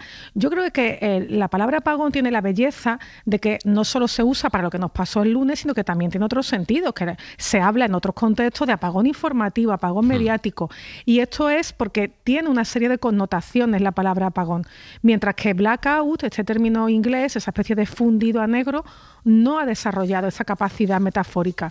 Y lo mismo para otras lenguas de España, que tienen también esta continuidad con el latín, ¿no? El apagón del español es la apagada del catalán. Sí. Y tanto ese on del castellano como ese hada de apagada del catalán nos transmite una idea de grande, de colectivo, de algo que nos afecta a todos. Y eso no lo tiene blackout. O sea, el rechazo al inglés no es de patriotismo, es que las evocaciones se pierden en los anglicismos. O sea, no me enfado mucho, pero por Dios, blackout no. Por un día que no traías el látigo, pues vamos a dejarlo ahí, ¿no? Que hoy es fiesta. Lola, gracias. No, gracias a ti. Un beso, hasta la semana que viene. Hoy por Hoy Magazine. Ser Podcast. Vamos a ver, en 40 minutos vamos con el comunicado. Para nosotros es muy importante controlar el relato. Hasta ahí estamos de acuerdo. Decimos que estamos trabajando en todos los escenarios. Que no hay nada seguro, pero que todos los agentes están enfocados. Y así es. Somos transparentes con el tema Europa. Nadie está haciendo nada. Por eso es esencial tranquilizar. No se puede alarmar a la gente sin un motivo real. Y un riesgo posible no es un motivo real. Nosotros tenemos que tranquilizar y trabajar. Porque si pasara lo que nadie quiere que pase, que es impensable. ¿A quién culpas de lo impensable? Esto es la filosofía, pero yo ahora quiero escucharos a vosotros. ¿Qué escenarios valoráis? Ernesto, por favor. Para nosotros hay dos premisas. O pensamos que esto va a pasar, o estamos convencidos de que no. Nosotros nos ponemos en que va a pasar, porque estamos hablando, para empezar, de miles de vidas, y para seguir, de pérdidas económicas de miles de millones. Lo que nosotros planteamos es ejecutar nuestro propio apagón controlado, y hacerlo ya. Hoy por Hoy Magazine. Ser Podcast. Sitting by the fire, drinking moonshine. verdad es que ya hemos desgastado la expresión de la realidad supera la ficción. La vida y el cine, hay ocasiones en las que están en alguna sala de reuniones como esta, tomando decisiones para ver cuál de las dos sorprende más según qué días. Y su mejor asesor para la toma de decisiones es nuestro profesor Javier Ocaña. Profe Ocaña, ¿qué tal? Buenos días. ¿Qué tal? Muy buenos días, Astre. Ese lunes, en esas horas que estuvimos sin luz, en las que, como ahora decíamos con Lola, se fue la luz, ¿cuántas películas, cuántas series te vinieron a la cabeza, Javier? Pues la verdad es que en casa, en los primeros momentos, mientras tranquilizaban a una vecina que se había quedado encerrada en el ascensor, llegué a verbalizar la frase: he visto demasiadas películas de ciencia ficción para saber que esto puede ser muy grave. Sinceramente así fue. Bueno, me acordé de una buenísima que no está en plataformas, que se llama El efecto dominó, búsquenla, de David Coeb, del año 1996, peliculón, que narra un poco lo del lunes, pero en la película la sociedad se vuelve directamente loca. Empiezan los saqueos, la violencia, el individualismo, la rabia, la desazón. Bueno, por suerte, gracias a nosotros mismos, creo yo, esto no pasó el lunes, y gracias a la ciudadanía. Es que en esos momentos siempre me vienen a la cabeza, cuando hay situaciones de tensión, esto parecerá pues muy frívolo, y sin querer restarle gravedad, pero ¿qué película te apetece? En vez de abocarte al género de películas que ahora iremos repasando apocalípticas, yo necesito un Top Secret, un Aterriza como puedas. Tú eres al contrario, un Cantando bajo la lluvia. Por favor, que alguien me saque de aquí con un poquito de alegría, un poquito es otra de opción, depende de la sensibilidad de cada uno. Sí, claro. ¿Qué series o películas apocalípticas recientes se hermanan, Javier, con lo sucedido? Bueno, pues esta Apagón, la serie con la que hemos empezado el corte, con varios episodios buenísimos. Recuerdo especialmente este que sonaba, el de Rodrigo Sorogoyen, el primero, protagonizado por un alto técnico de protección civil, y cada uno de los episodios con una fase que eran negación, emergencia, confrontación, supervivencia y equilibrio. Bueno, pues por suerte nos quedamos en las primeras fases. Luego una serie que se llama El Colapso, serie francesa de 2019, con 8 episodios de 20 minutos que nos llevaban a distintas situaciones y escenarios. Luego otra película que se llama Dejar el mundo atrás, de Netflix, con Julia Roberts en mitad de la nada cuando todo deja de funcionar. Sí. Bueno, pues hay unas cuantas, sí. No sé yo si estos días la gente le va a apetecer mucho o no, y precisamente ahora que estamos de puente para mucha gente, regodearse en apagones, en situaciones límites, pero la verdad es que no nos vamos a ir muy lejos con la propuesta que nos traes esta mañana, la serie de la que quieres hablar, que es ya un clásico moderno. Séptima temporada de Black Mirror, una serie que empezó muy muy arriba, que luego hubo alguna temporada en la que se fue diluyendo a pesar de algunos grandes episodios, y esta temporada séptima creo que es notable. Pues de eso hablamos, de la séptima temporada de Black Mirror.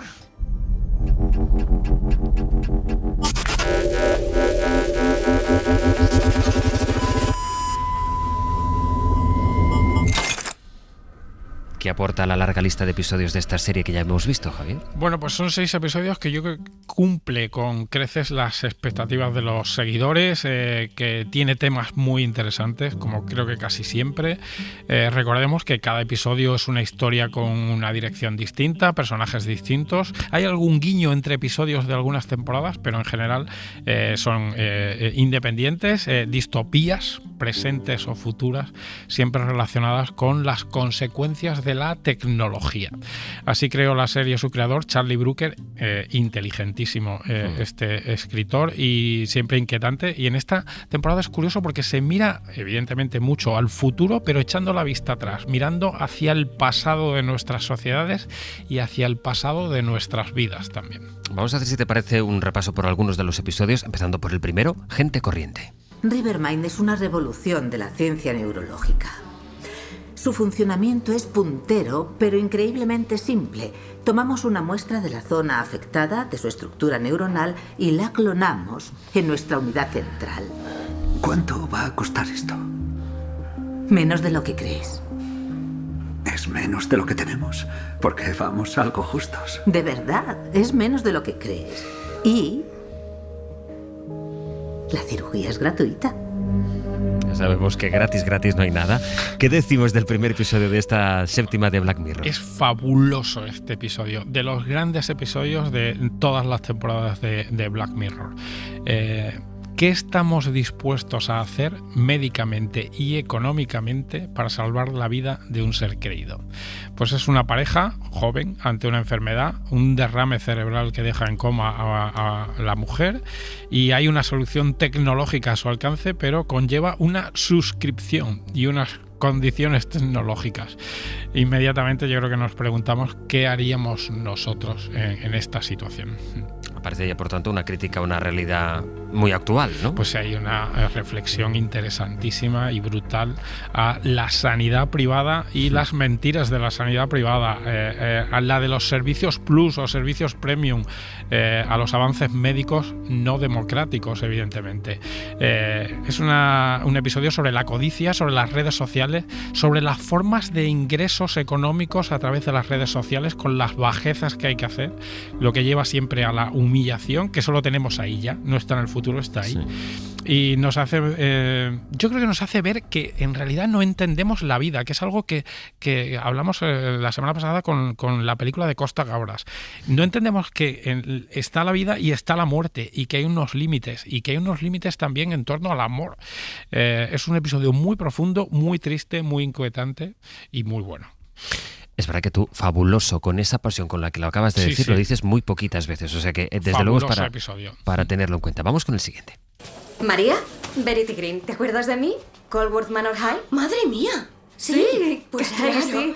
Hola. Vaya, han pasado... ¿Como 10 años? Increíble. Sí, lo que es la vida. ¿Has venido a la degustación? No, yo trabajo aquí. ¿Trabajas aquí? Sí, en I+D. ¿En I+D? Oh, sí, yo he venido al grupo focal. Me ha encantado, súper interesante. Los nuevos rellenos, la ciencia detrás de ellos. Sí, creo que voy a presentarme al puesto. Perdona, ¿qué puesto? Sí, ayudante de investigación en I+D. Se titula Bête Noire y creo que te gusta por uno de sus personajes. Es una de las mejores villanas del cine y la televisión recientes. Es un episodio muy divertido, aunque el tema sea todo lo contrario, es un tema muy serio, pero el episodio me pareció muy divertido, me lo pasé muy bien. Un episodio sobre el acoso escolar y sus consecuencias, sobre el maltratado y sobre el maltratador. Pues bueno, es la jefa de I+D de una empresa de alimentos, como hemos visto en el corte, que desarrolla nuevos sabores y ve cómo se incorpora a su trabajo una excompañera de instituto.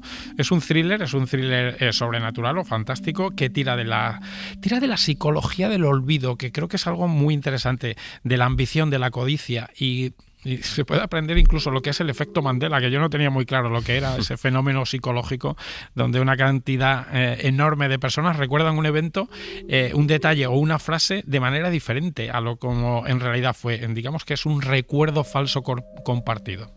¿Por qué dices que es la mejor villana?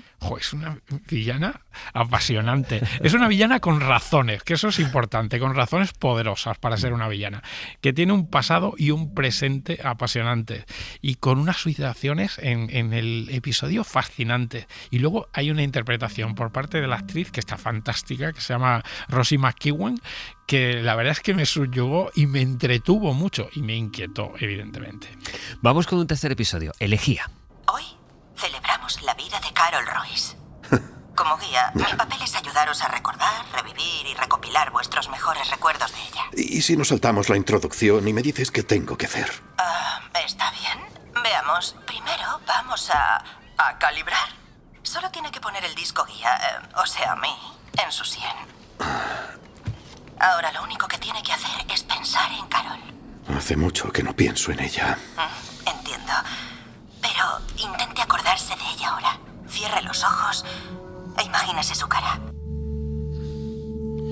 No es el tercero en orden, si es el tercero que destacamos aquí. De hecho, en el orden es el quinto, si es uno de los que más te ha gustado, Javier. Es otro de los que más me ha gustado. Es un episodio muy triste y muy bonito al mismo tiempo. Eulogy se llama la empresa que crean funerales inmersivos. Menudo concepto también.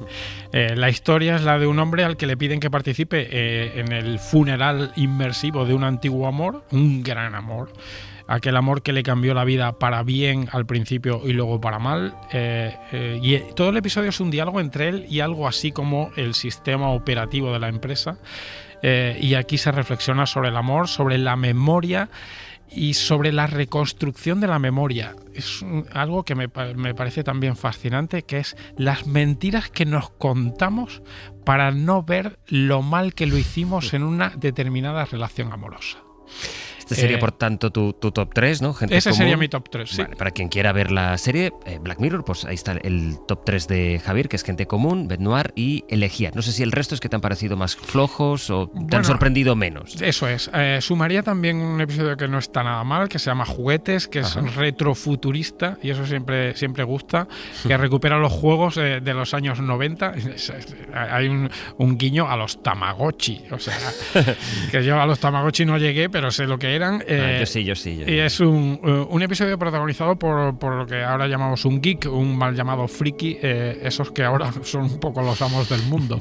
Y nos muestra la violencia de la condición humana, la mejoría como humanos a través de las máquinas que nos ayudarían a quitarnos de problemas y que nos iban a dar otros problemas. Bueno, este episodio se suma un poco a los que me gustan. Los otros dos son más flojos. ¿Por qué crees? Ahora te decía, cuando empezamos la conversación, Javier, yo te decía, pues yo me iría a otro género de... ¿Por qué crees que estas series en las que al final, es verdad que nos ponen el espejo, nunca mejor dicho, delante de nosotros mismos, pero también lo pasas mal? Son situaciones inquietantes que, en fin, nos llevan a lugares que te generan a veces, acabas de ver un episodio y tienes como mal cuerpo. ¿Por qué, sin embargo, nos gusta tanto?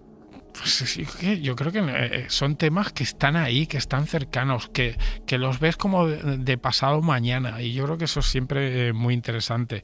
Además, yo creo que puedas ver 1 o 2 episodios independientemente sin tenerte que tragar una gran temporada o 7 temporadas. Pero eso vale para cualquiera. Por ejemplo, yo te diré que he visto muy poquito de Black Mirror, pero puedo coger un episodio al azar de cualquier temporada y no está conectado con nada. Con nada, perfectamente.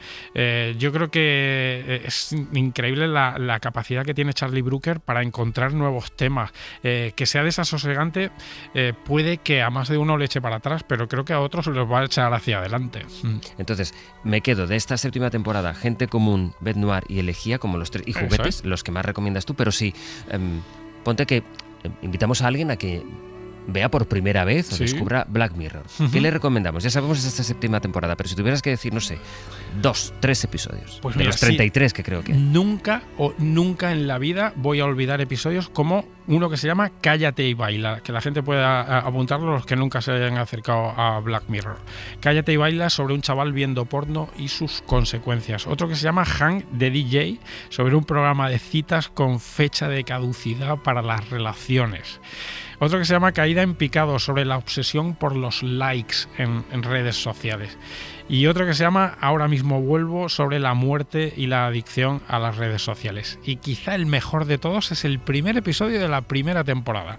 Aquel himno nacional protagonizado nada menos que por el primer ministro del Reino Unido. Y bueno, pues aquellos oyentes que no se hayan acercado a la serie, búsquenlos. Unas cuantas recomendaciones: el himno nacional, Cállate y Baila, Caída en picado y Ahora mismo vuelvo. Más los de esta temporada, Gente Común, Bête Noire, Elegía y Juguetes. Hoy no hay crítica bajo demanda, no tenemos tiempo para eso, pero saben que el teléfono es el mismo. Pueden mandar una nota de voz al WhatsApp al 638-313466 y pedirle a Javier Ocaña que haga una crítica de la película o del episodio de Black Mirror que queda, lo que ustedes quieran. 638-313466. Profe Ocaña, ha sido un gusto como siempre y nos has puesto deberes también como siempre. Hasta la próxima. Gracias, abrazos a todos. Un abrazo, chao. Hoy por Hoy Magazine.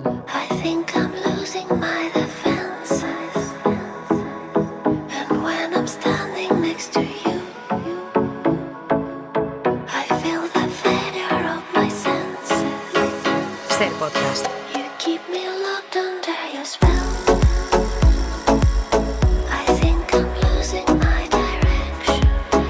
Es el Día del Trabajador y en los días de fiesta, para los que la tengan, podemos encontrar la oportunidad perfecta de probar y trabajar cosas nuevas en la cocina, vencer la pereza, abrir el frigorífico, elaborar un plato distinto, aprovechando que tenemos más tiempo para detenernos en los fogones y también incluso hay tiempo como para, iba a decir para discutir, pero no, para charlar con Ainhoa Aguirregoitia. Buenos días. Antes de darme los buenos días, ya me estás poniendo. He dicho para charlar.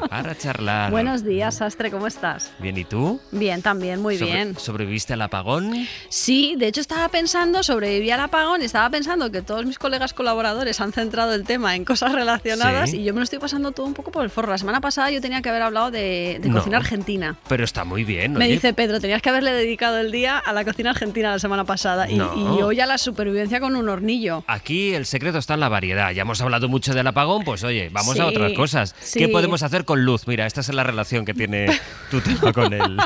Es que este plato de lo que vamos a hablar hoy se puede hacer sin luz. A mí me pilló a mitad de cocina, ¿eh? ¿Y estabas cocinando un stick tartar, que es el plato de hoy? No, estaba cocinando una hamburguesa. Y menos mal que no puse la plancha en la inducción, porque me hubiese quedado con la hamburguesa a la mitad. Efectivamente, con las manos en la masa. Oye, hablemos del stick tartar. ¿Y por qué has elegido hoy el stick tartar? Pues mira, voy a enlazarlo muy bien, porque se come crudo. ¿Ves? Pero ya está aquí la relación con el apagón. Hasta luego. Venga, vamos a ver. Hemos hablado de productos, de historia, tendencias, pero es verdad que no hay muchos programas que se lo dediquemos única y exclusivamente a un plato. Y yo creo que hay algunos platos que dan mucho de sí, porque son muy versátiles por su historia, por la universalidad que tienen, que es el caso un poco del steak tartar.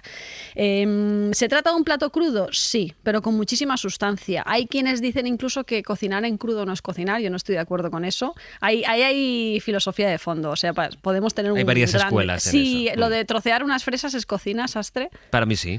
Para mí también, pero hay gente que con eso discute. ¿A ti te gusta el steak tartar? Me gusta. Sí, ¿muy picante o poco? Poco picante. ¿Y hay algún ingrediente que para ti sea imprescindible dentro de ese plato? No sé, el básico, la carne, ¿no?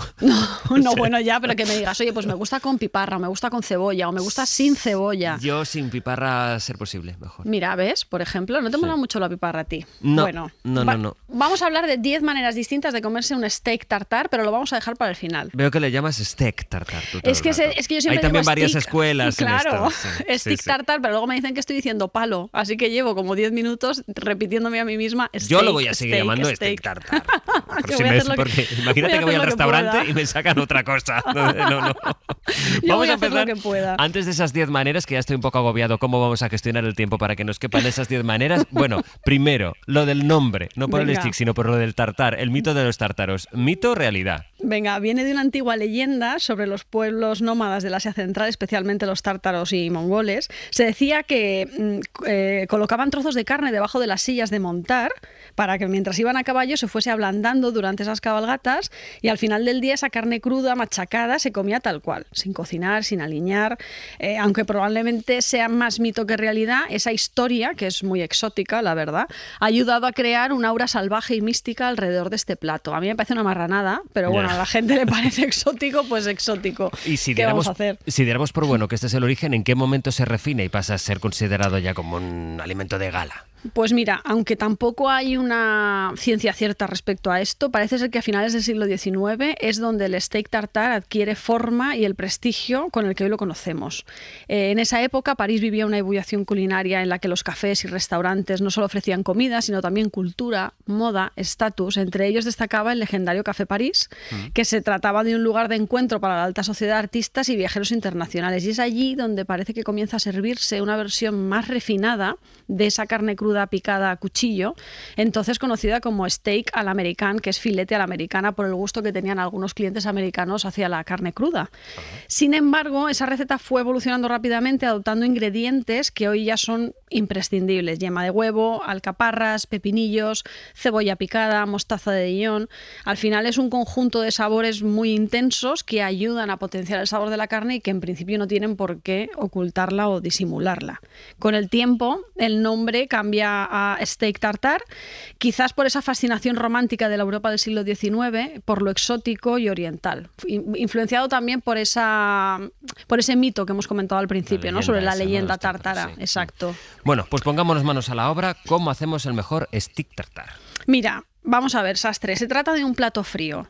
¿Esto qué quiere decir? Que cuando vamos a hacer un steak tartar no podemos jugar con elementos de baja calidad. Si vamos a hacerlo, a mí hay una parte de la carne que me gusta mucho. Fíjate, a mí el solomillo de vaca o de ternera no me gusta cocinado. O sea, no me gusta, no me dice nada. me transmite más bien poco. Lo único que tiene es que está muy tierna. Es una carne que está muy tierna, pero en cuanto a sabor, prefiero chuleta, prefiero costilla, prefiero picaña. Hay otras partes que me gustan más. Vale, pues en el steak tartar el solomillo me gusta mucho. Queda muy fina la mordida. No hay nervios, no hay fibra, no hay nada. Lo único que puede haber es algo de grasa entreverada, pero eso ya nos va bien.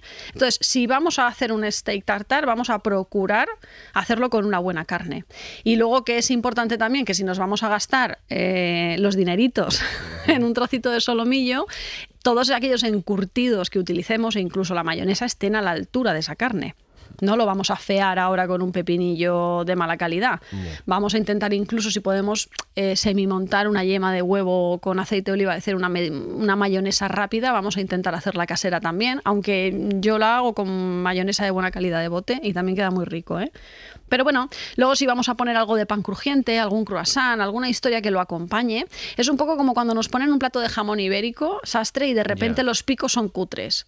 Dices, pero vamos a ver. Todo tiene que estar un poco a la altura, ¿no? Hombre, un poquito a la altura, ¿no? Lo que acompaña una carne de ese calibre, que esté un poco a la altura. Entonces, para mí es imprescindible la calidad de los productos que se utilizan en esta receta, porque no tenemos forma de disimularlo. Aquí no se cocina nada. Que es una receta que además está muy popularizada ya. Yo creo que, no sé si ha sido en los últimos años, pero efectivamente pues el steak tartar está en muchos sitios, pero no sé si hay algún sitio donde esté más reconocido. Es verdad que es un plato que está en prácticamente común, todas las cartas de los restaurantes, sí. Se trata de un plato al final con 1000 acentos. Esto quiere decir que yo creo que hay pocos platos crudos que han viajado tanto. A fecha de hoy podríamos hablar del ceviche también, pero bueno, el steak tartar tiene más historia.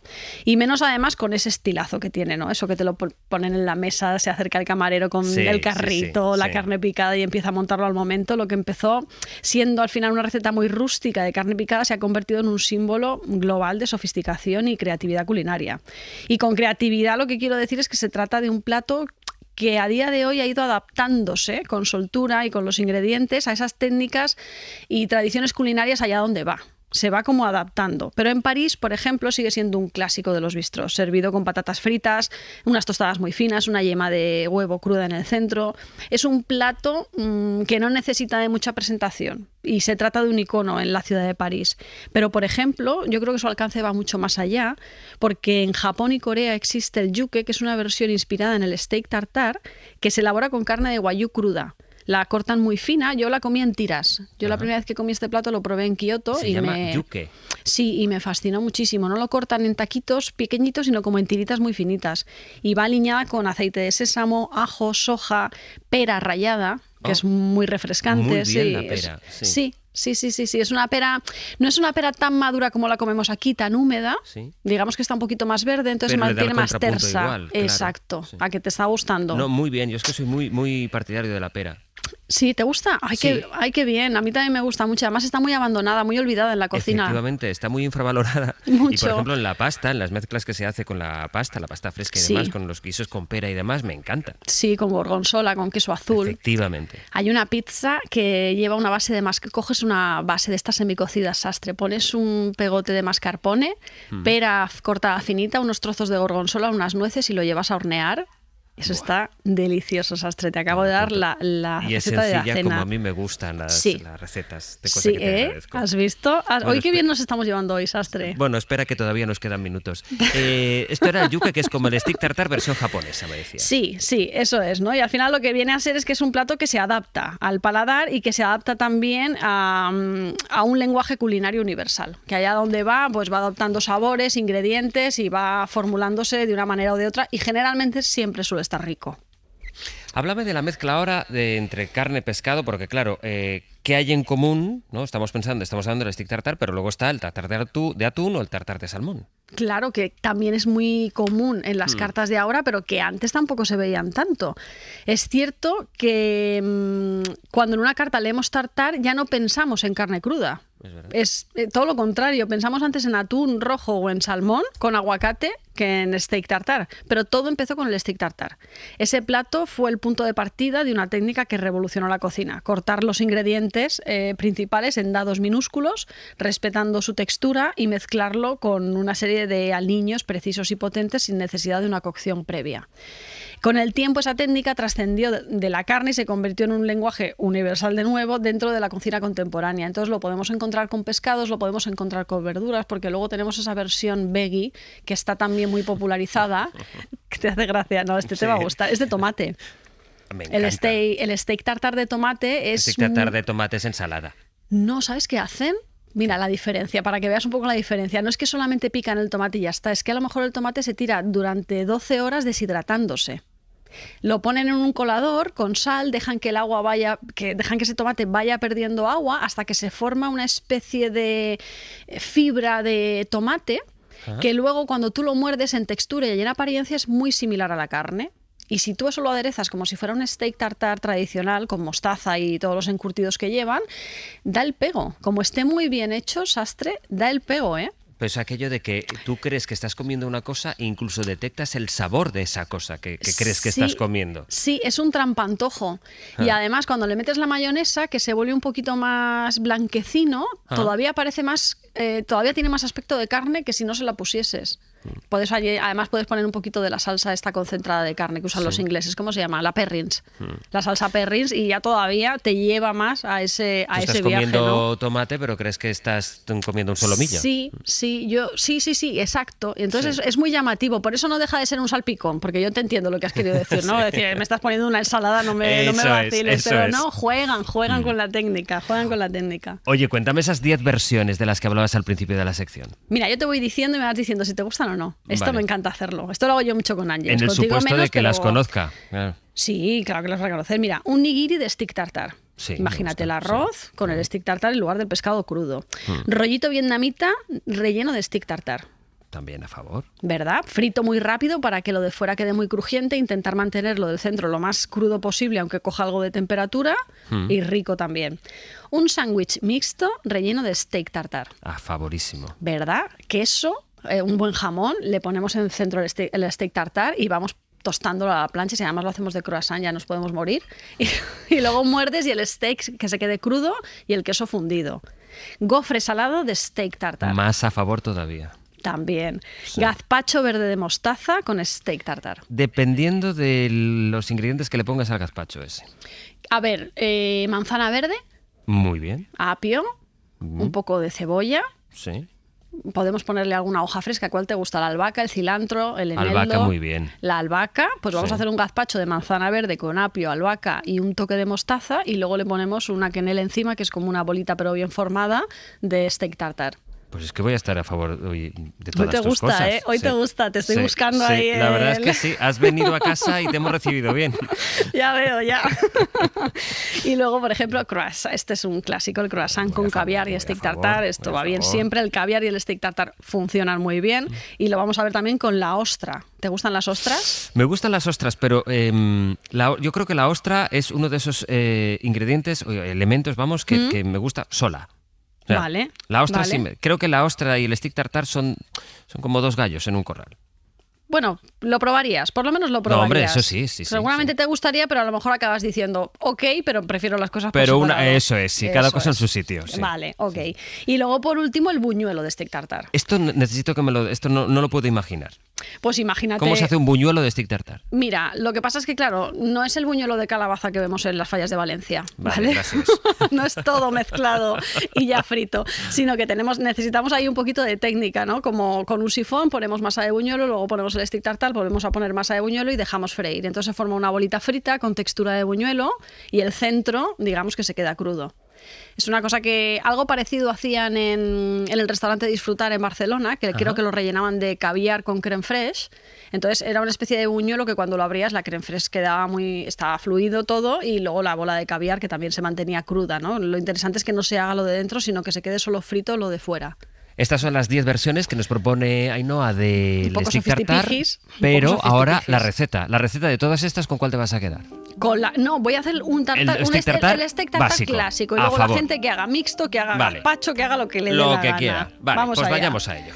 250 gramos de solomillo muy frío. Es importante que este plato sea frío. Una chalota picada muy finita. La podemos pasar un poquito por agua para rebajar un poco esa intensidad de la cebolla y que no se imponga en el plato. 3 cucharadas de alcaparras, 4 pepinillos cortados en dados pequeños, una anchoa, picada muy finita, una cucharada de aceite de oliva virgen extra, que a priori la tradición no lo dice, pero a mí me gusta que tenga un poquito de aceite de oliva, sal, pimienta negra y unas 3 cucharadas pequeñas de mayonesa. ¿Vale? Luego explicamos cómo podemos hacer la mayonesa, aunque también la podemos comprar. Pero mira, si quieres te doy la receta ya. Para la mayonesa del tartar, una yema de huevo, una cucharadita de mostaza de Dijon, un poquito de limón o un poquito también de vinagre de Jerez, media cucharadita de chile si la queremos un poquito picante, sal, 60 mililitros de aceite de girasol y 60 mililitros de aceite de oliva. Yo hago mitad y mitad para que no esté tan fuerte. Vale. También podemos hacer una cosa que es muy sencilla, que es montar una yema de huevo con un tenedor y paciencia y un hilo de aceite de oliva. Y así tendríamos una yema montada que también funcionaría. Lo que pasa que lo que estamos haciendo aquí es condimentar el steak tartar a través de la mayonesa. ¿Cómo lo preparamos? Sacamos la carne de la nevera, muy fría como he dicho, y con un cuchillo afilado, esto es importante, tenemos que cortarlo a cuchillo. El steak tartar, que no nos lo piquen en la máquina de la carnicería porque va a parecer un paté y la textura no tiene nada que ver.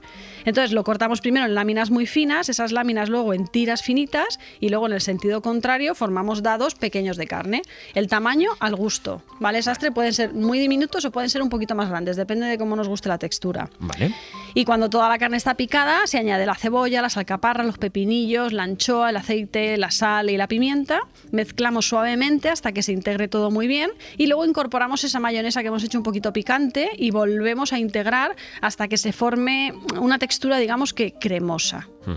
¿De acuerdo? Vale. La mayonesa ya sabemos cómo la hacemos. Ponemos el huevo en la base, todos los ingredientes que hemos dicho, la mostaza, el limón, la sal, bla, bla, bla, los aceites, la mini pimen al fondo. Y hasta que no monte la parte de abajo no vamos levantando poco a poco para que siga integrando el resto del aceite. Vale. ¿De acuerdo? 10 segundos, Ainhoa, venga. Pues es que ya he terminado, ¿qué quieres que te diga? Tenemos que conseguir que emulsione y la mayonesa la tenemos preparada. La guardamos en la nevera.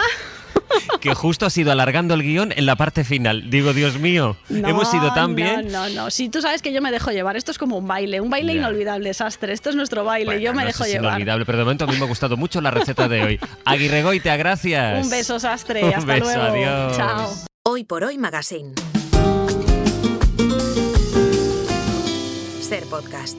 Javier Casal, hola, ¿qué tal? Hola, ¿cómo Buenas. estás, Sastre? Marta del Vado, hola. Hola, buenas tardes, buenos días. Es que, bueno, fíjate, no he dicho ni buenas tardes ni buenos días, porque por eso digo hola. Siempre. Yo es que iba con el piloto automático de las tardes y ya he dudado. Que siempre queda bien, pero bueno, Javier, a las 2 en hora 14. Pues primera noticia va a ser el tiempo, porque estamos en mitad del puente, la lluvia respeta de momento la manifestación, al menos en el caso de Madrid, pero ojo porque el pronóstico estos días va a ser complicado, son días de puente para muchos, los más afortunados, y días que estarán pasados por agua. Nos lo va a contar todo Jordi Carbó. Estaremos naturalmente con los discursos en la calle del 1 de mayo y tiraremos de ese hilo de 2 cuestiones informativas que colean, que ya habéis analizado en el abierto, la OPA del BBVA al Sabadell y naturalmente la resaca política del apagón, con ese debate abierto ya por los socios de gobierno de la necesidad de nacionalizar red eléctrica. Sobre la OPA, pues vamos a analizar la batalla publicitaria brutal que ha habido entre los dos bancos, que se han ido intercambiando mensajes, pullas en las cuñas de la radio, en la prensa o, por ejemplo, en los anuncios de televisión. Hablaremos con publicistas que nos van a contar cómo se diseñan estas campañas tan agresivas en las que, Sastre, hay mucho dinero en juego y muchos intereses, claro. Y que no parecen que vayan a ir a menos, y menos después del escenario que se ha abierto y que efectivamente ha sido una de las cosas que les hemos preguntado esta mañana a los líderes sindicales. Y luego a las 4, Marta. Pues mira, existe, ya sabéis, una plataforma que se llama Calles Dignas, que reivindica, pues eso, que los nombres de nuestras calles no homenajen a fascistas ni a dictadores. Esto lleva siendo una batalla política e ideológica en diferentes ciudades de nuestro país en los últimos años, yo creo que desde que se aprobó la primera ley de memoria histórica, que ha llegado incluso a la justicia. Por ejemplo, en Madrid, cuando un juez mandó en 2021 restablecer la calle Millán Astray, el fundador de la Legión, ¿no?, tras una demanda de una asociación franquista. Bueno, esa calle tenía nombre de la maestra Justa Freire. Vamos a hablar de ella en Radio Lindo, de esta maestra que reivindicó una educación pública y universal, especialmente para los niños más desfavorecidos, que tiene una historia maravillosa, pero que ya no tiene calle en Madrid. Y bueno, como es el Día Internacional de los Trabajadores, no va a faltar Santiago Niño Becerra, también tenemos Todo por la Radio, Nieves con Costrina y más. Pues luego os escuchamos. Emocionante. Hasta luego. Venga. Sí, eso es. Hasta luego, adiós.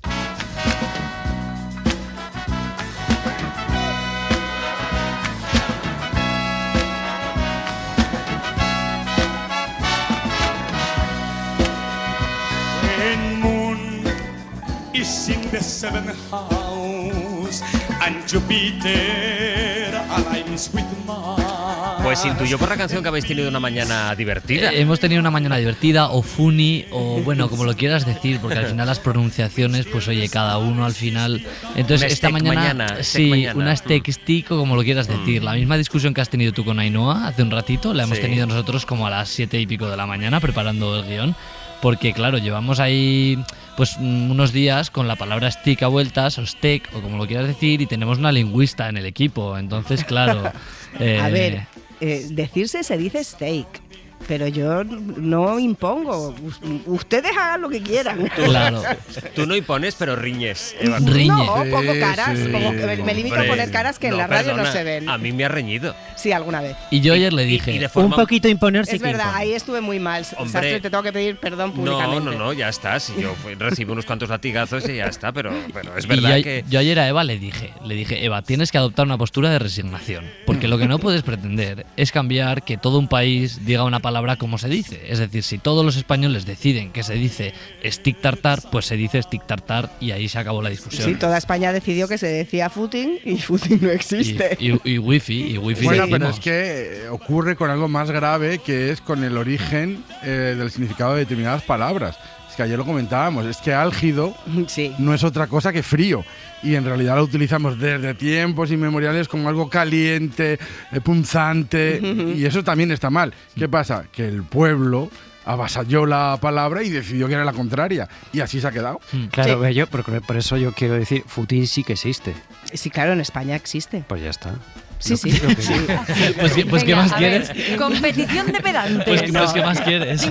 Lo que quiero decir es que existir existen. Otra cosa es que se ella distinga decir entre correcciones es que en e inglés no incorrecciones. existe, en inglés no existe. Ya Claro. sé que no existe, pero que quiero decir que la palabra existe. Es más bonita en todo caso puenting. Puenting es genial, porque puenting obviamente no existe en inglés. No. Pues ellos se lo pierden. ¿Verdad? Bueno, existe Puentin Tarantino, ¿no?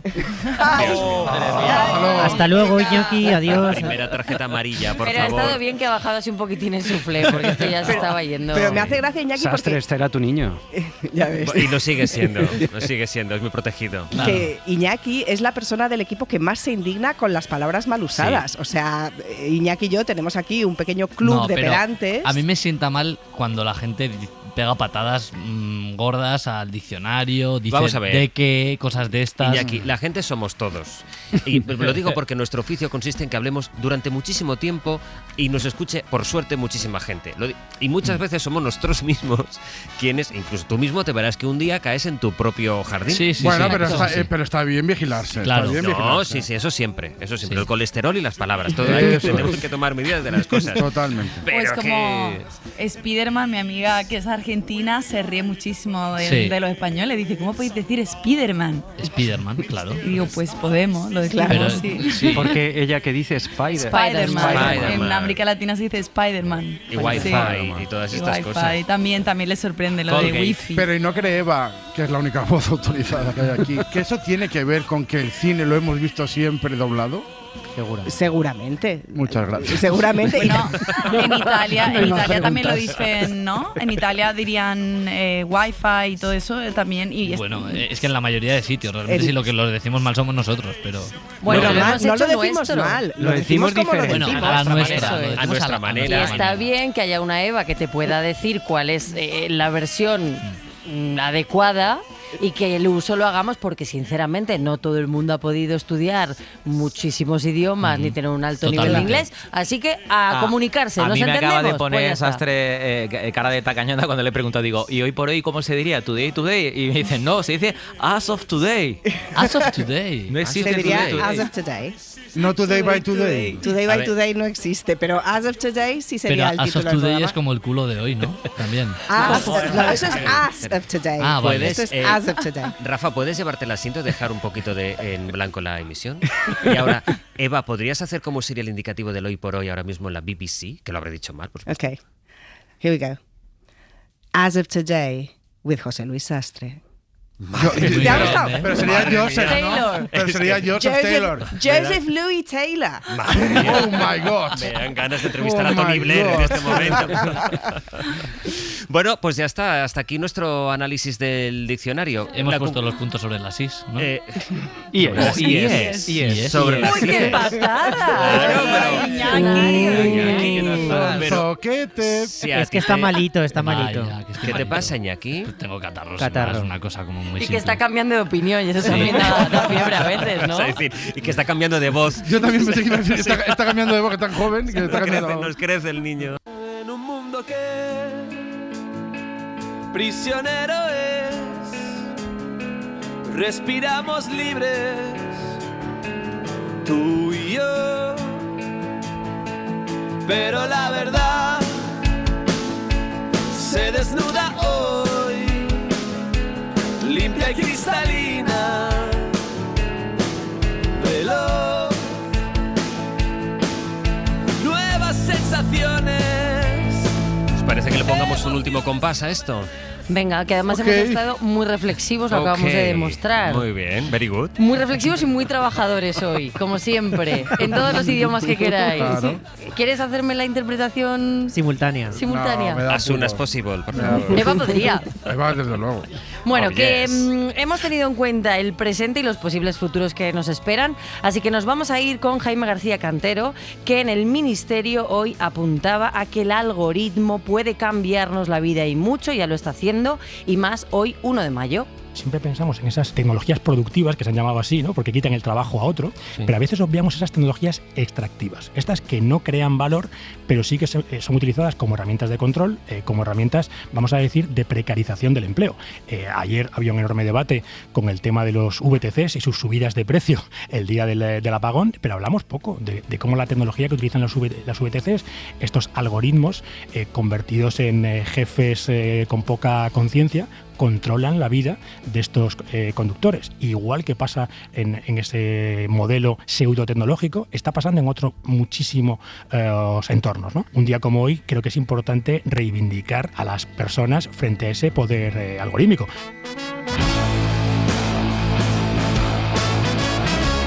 Pues chicos, thank you very much. You're welcome. Darling. Hasta luego. Bye, bye. Adiós. Marta Galán y Rafa Yuste en la técnica y la realización de este Hoy por Hoy, que cierra aquí la edición de este 1 de mayo. Saben que si no hay novedad, volveremos a encontrarnos mañana ya en horario habitual a partir de las 6 de la mañana. Entre tanto, la radio sigue. Que tengan una feliz jornada. Adiós. Emociones jóvenes se expresan ya purísimas.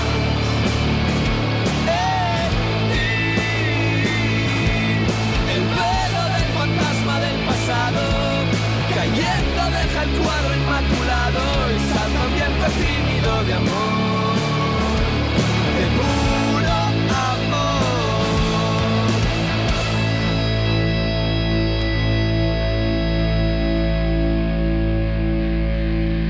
Hoy por Hoy.